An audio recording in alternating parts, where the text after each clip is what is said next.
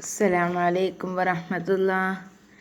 കഴിഞ്ഞ ക്ലാസ്സുകളിലായി നമ്മൾ പഠിച്ചത് പേജ് നമ്പർ 31-ലെ 30 ആൻഡ് 31 ആയിരുന്നുവല്ലോ.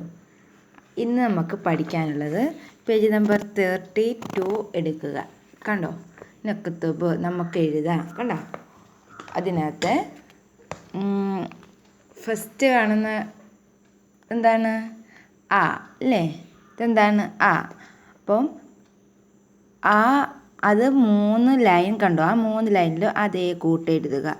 നെക്സ്റ്റ് എന്താണ്? സീന് അതേ കൂട്ട് 3 ലൈനിലും എഴുതുക.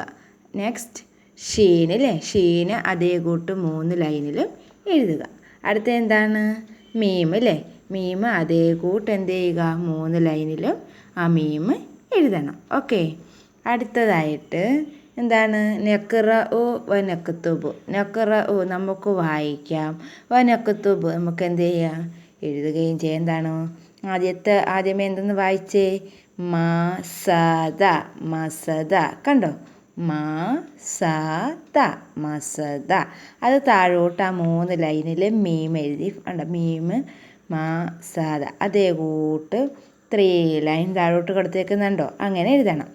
അടുത്തത് കണ്ടോ, ധനസ. എന്താണ്? ധനസ. അതെന്താണ്? താഴോട്ട് വായിച്ചിട്ട് ധനസ എന്ന് വായിച്ചിട്ട് ആ 3 ലൈനിലും അതേപോലെ എഴുതണം. നെക്സ്റ്റ് എന്താണ്? ശതമ. കണ്ടോ, ശതമ. അത് അതേ കൂട്ട് തന്നെ താഴോട്ട് എഴുതി പഠിക്കണം. ഓക്കെ, എഴുതണം. അടുത്തത് എന്താണ്? അമീന. കണ്ടോ, അത് അതേ കൂട്ട് തന്നെ താഴോട്ട് എഴുതുക. ഓക്കെ. മസദ, ധനസ, ശതമ.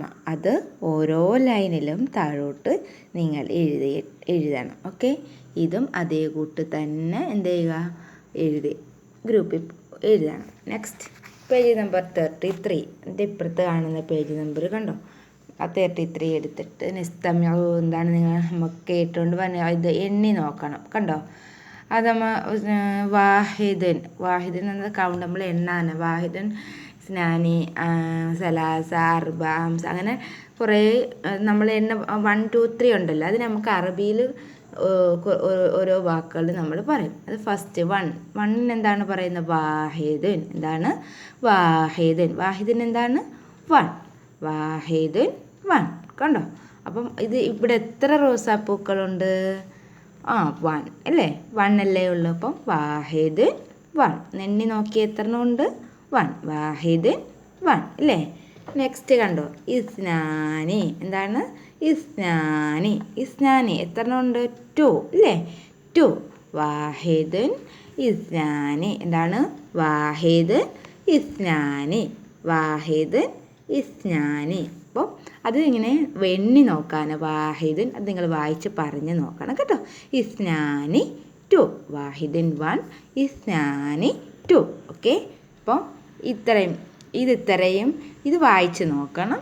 ഇതേ കൂട്ട് തന്നെ എന്താണ് ചെയ്ത് പറഞ്ഞ കൂട്ടല്ലേ എഴുതിയിട്ട് ഇന്ന് ഗ്രൂപ്പിൽ പോസ്റ്റ് ചെയ്ത് തരുമല്ലോ അല്ലേ? ഇൻഷാ അല്ലാഹ്. ജസാക്കല്ലാഹ് ഖൈർ.